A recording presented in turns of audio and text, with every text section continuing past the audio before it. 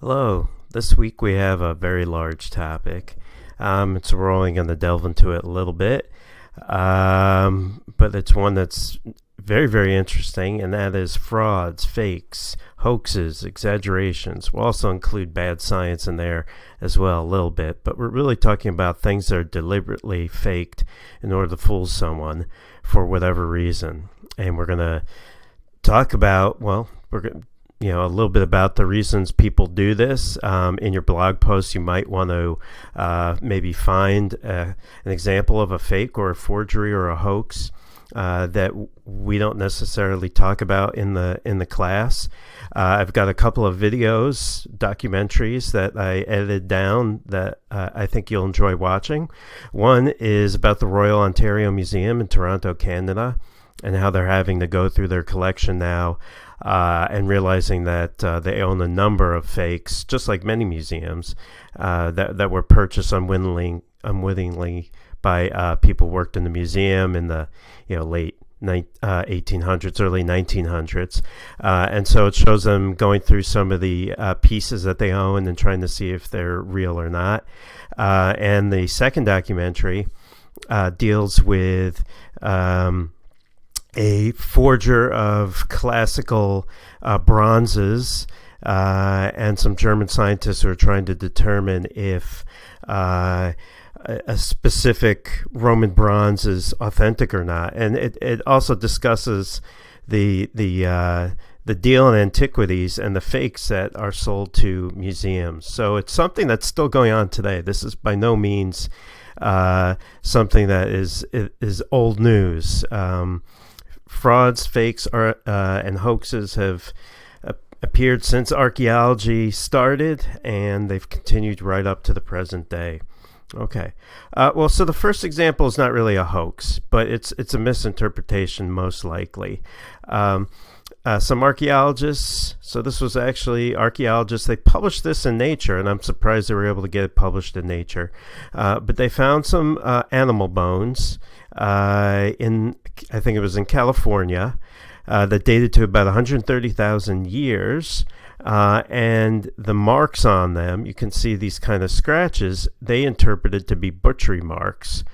There were no stone tools found near the bones, but they said these are butchery marks, had to be done by humans, and they said this shows that humans were here 130,000 years ago. This so-called hammerstone that was found near is not really a lithic tool. It's just sort of cracked rock. So many people doubt its reliability. Those scratches could have appeared in other ways. If you're going to find something, we know based on archaeology that human beings were in North America at least by 12,000 years ago, probably 18,000 years ago, but there's nothing to suggest that people were here 100,000 years ago. Humans had just started to leave Africa around that time. So all of the other evidence just doesn't support it, and and there's just not enough there to support their claims. One of the most famous hoaxes ever perpetrated in archaeology is Piltdown Man. You probably learned about Piltdown Man if you took Human Origins, Anthropology 206. This was a find that was made in the early 1900s, just as paleoanthropology was becoming a field. This was around the time that Raymond Dart was finding Australopithecines in South Africa. And they had found Homo erectus in China, Peking man, right? So people had just started to reconstruct the human family tree when members of the Museum of Natural History in London unearthed a extraordinary find, and it was supposed to be an ancient human that was bipedal, but that had looked like a large brain, but a very ape-like jaw. So when they found it, they said that this showed that in humans, the brain developed first, and then the other human features developed second. They also said that it proves that some of the earliest humans, or they really claimed that the origins of humanity were in England. Many people thought that this was dubious, and as more and more fossil evidence came out of Africa, many people realized that something is not right here. And they studied this Piltdown find in more detail, and what they realized is that the upper part of the skull and the lower jaw were filed down so that they kind of fit together well. It wasn't until radiocarbon dating was invented in 1949 that they were able to date the jaw and date the skull, and the dates were inconsistent with each other. Right? That is, the jaw was a modern orangutan jaw, and the skull was medieval. So someone had deliberately dug up a medieval skull, taken an ape jaw, stained them to look old, buried them in the ground. Then they were pretended, then either someone discovered them or the perpetrator pretended to discover them. And no one knows exactly who did it, although someone who worked at the Museum of Natural History, when they actually went through this person's office, they found, Martin Hinton, they found a forgery kit. They found files, they found iodine for staining, things that you would use to basically take bones and make them look old. So did Martin Hinton perpetrate this fraud to embarrass his boss, Dawson, who worked at the Museum of Natural History in London? We don't really know. But it's sort of interesting, right? Exactly why would someone do that? Some people think Dawson did it to help his career. Other people have thrown out the idea of Sir Arthur Conan Doyle, the author of Sherlock Holmes, as a suspect, maybe to get revenge on science. So some of the reasons to perpetrate a hoax, as we're going to see, is to help your career, to embarrass somebody else. But we're also going to see that people not in academia do it a lot of the time to support a dubious claim, or basically for money, so they could sell that object and make a killing off of it. So scientists can be fooled sometimes. They can also do the fooling, but this is where peer review comes in. So a famous Japanese archaeologist, Shinichi Fujimura, was known as the guy with the golden hands for a while, because digging in Japan, he found all of these Paleolithic sites. And people were just amazed at his incredible luck at finding these very ancient Paleolithic sites in Japan. And a lot of people got suspicious, and they thought, something's going on here.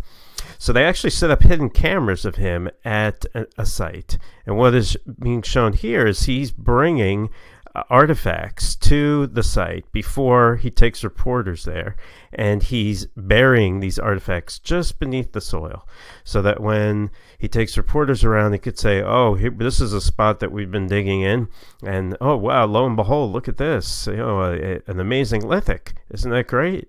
So he was caught red-handed. You could see him bowing very, very low,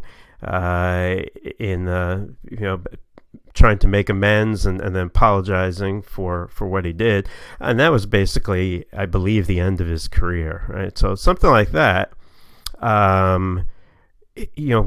forging data and faking data is a very, very risky endeavor. And it's something where you most likely will get caught. People get wise to that kind of thing. So why do people fake archaeological finds? Money. Right, support an agenda, as we talked about before, increase their prestige, advance their career, money.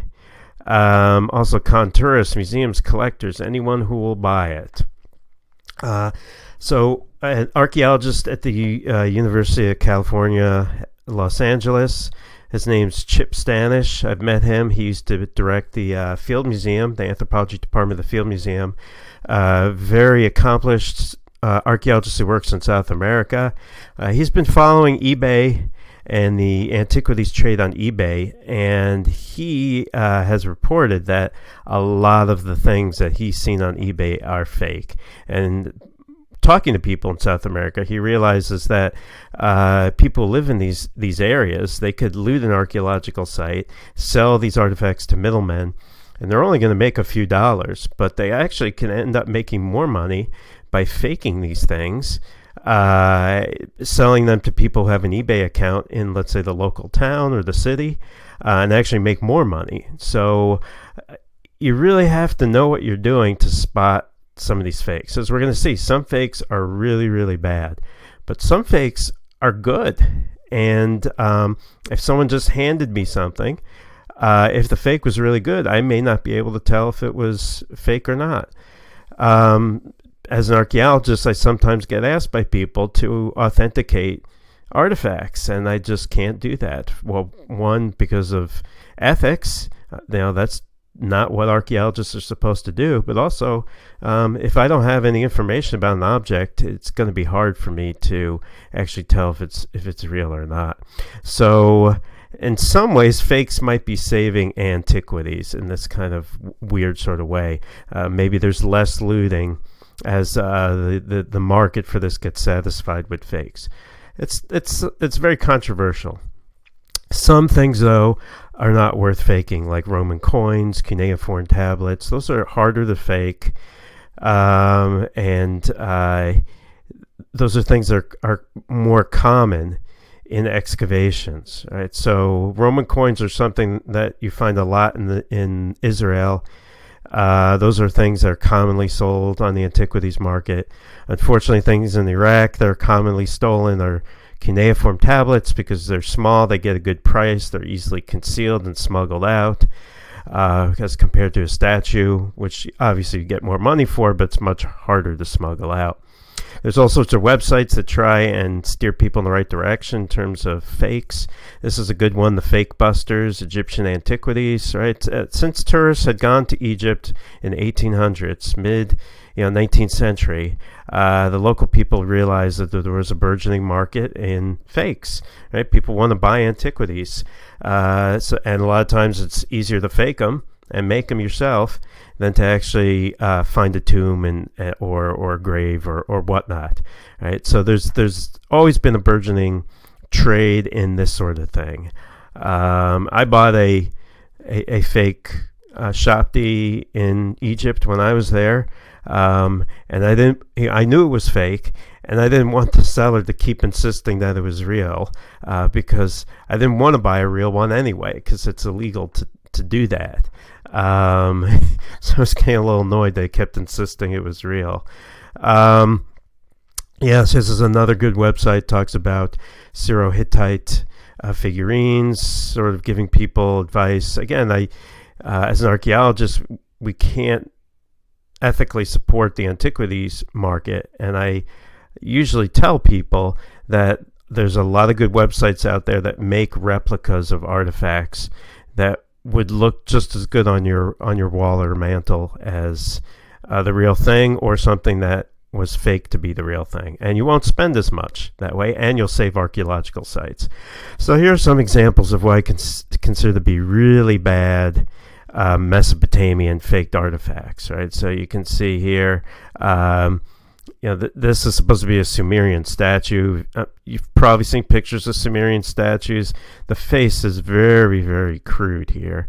And here's some sort of fake, someone tried to fake cuneiform. It's just a bunch of lines. It doesn't actually say anything. When I worked in Turkey, we visited a famous site nearby to where we were working called Zeugma. It was a Roman period site where they found a number of impressive mosaics. And I remember when we visited, we were invited by the person who was in charge of watching the site, he's called the watchman, to have tea at his house. And when we had tea at his house, he pulled out all of these stones that he had carved. They were perfect replicas of Greek signet ring seals, these beautiful carved stones with heads and Greek on them that are replicas of these ancient seals that were used to seal documents and things like that. And he claimed to us, he said, "Oh, this is just a hobby of mine." And it was obvious to everybody sitting there that he was producing fake antiquities deliberately to sell these things off. So there are people out there who are excellent craftsmen. They can make things that really look good and look like the real thing. And then there are people who are pretty bad. So check out that documentary. We'll tell you a little bit more about some of the work that's going on in the Royal Ontario Museum. There's always news stories about this kind of thing.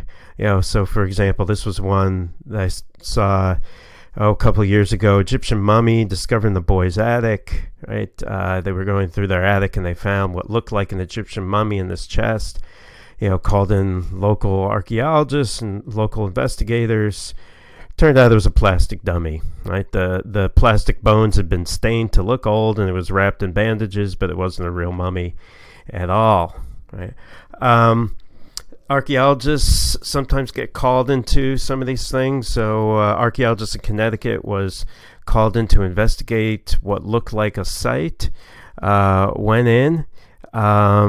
It was supposed to be a ancient Native American site. Found some real artifacts there, effigy pipes, stone sculptures.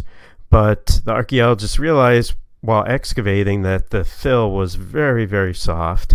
It didn't have any roots, right? Not like the soil of Connecticut. So if this stuff had been sitting in the ground for hundreds of years or thousands of years, the soil would have looked very different. It would have been hard, compact, with roots growing in it. The stuff that looked like it was recently buried.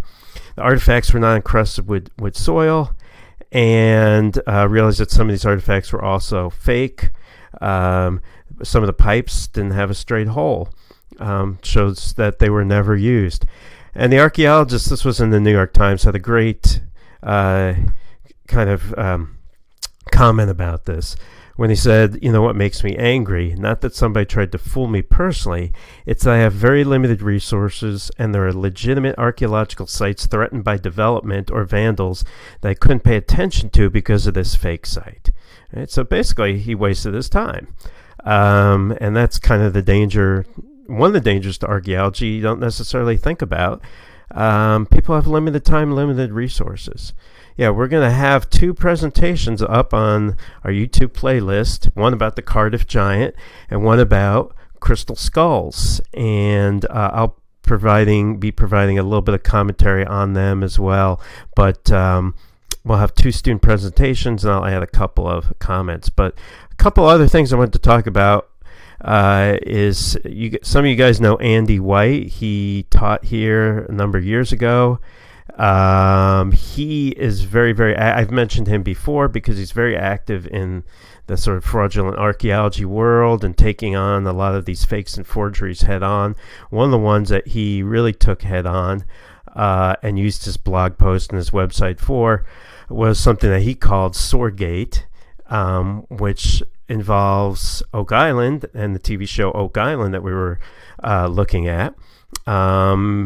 It was a couple of years ago that it was that a news article revealed in the Boston Standard that a Roman sword had been found off the coast of Oak Island. This bronze Roman sword you can see here. Already this is suspect. This doesn't look like a Roman period sword. But the investigator's name was J. Hutton Pulitzer, put together this paper based on it. Said that he found a Roman sword, probably from a shipwreck. He said the sword is 100% confirmed. Didn't say who confirmed it. Right? It was published in the Boston Standard, which is published not out of Boston, Massachusetts, but Boston, England. Right? You can see here. So it's a very small newspaper. Hutton Pulitzer's part of this treasure task force group that he chairs, right? But when you look at the Roman sword, it's already suspect. Roman swords don't look like this. I've never seen a Roman sword with Hercules on it. This sort of one-piece sword. And so what Andy White did is he kind of crowdsourced the work. He put this on the blog and information about it, and then he got comments and emails and things like that. And it turns out that other people had swords that were identical to this, and some of these people bought these swords as basically when they went to Italy on vacation in the 50s or 60s, and they bought them as souvenirs, right? So White was pretty clued in early on that these were probably all modern, not even replicas, because they're sort of fantasy objects. They're not based on real artifacts, but basically a bad souvenir that was recast in bronze and then pretended to be found off the coast of Oak Island, right? So here's another one.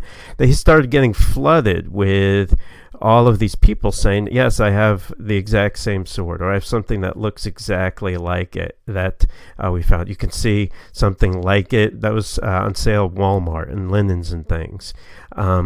So he got more and more of the word out there, and then started to get more and more of a comparative database, which really kind of started to poke a lot of holes in, and you can see some of the funny cartoons that were used to describe what was going on. And then it made its way on Oak Island. So this thing appeared on the TV show. There were a lot of people on the TV show. These so-called experts were saying, "Oh, this is a game changer, right? It's a game changer every week." The Romans. This proves the Romans were in North America, right?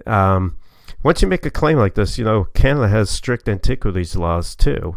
So then the Herald Tribune, which is the Chronicle Herald, in Nova Scotia, was alerted to this, started publishing about it. Then the province Antiquities Authority got involved. They said, okay, well, where exactly did you find this? This is not yours. If you found it in Nova Scotia, it's property of Canada, and you have to turn it over. So these fakers got a lot more trouble than they probably thought it was worth. But there were a couple of clues besides just the prevalence of all these different swords that showed that this was fake. One is that there are, you can see there are sort of marks on the sword from Oak Island that are casting imperfections that are identical to the casting imperfections on some of these other swords, right? Which means that after a sword was cast, another sword was cast not from the same mold, but from another mold that was taken from this original first generation cast, right? That is that someone made the Oak Island sword from one of these modern swords. That's what this shows. So you can see the same kinds of imperfections, right? So again, what this means is that when they cast one of these swords, it wasn't cast perfectly. Imperfections arose. The same exact imperfections are on this Oak Island sword, which is impossible if it's a real Roman sword, right? So it's probably a third generation. Then they actually did a chemical analysis of the metal to see if it was consistent with ancient Roman metal. You'll see in the documentary about fakes in museums, that German documentary, some really good forgers will use Roman coins, ancient Roman coins, and melt them down to get the metal to, let's say, make a fake bronze. And that way the metal will actually be consistent with ancient material, because it is ancient material. And that is a very clever way of fooling people. But here, anything with while they were doing the test, anything with 28% zinc is modern. It's brass, basically.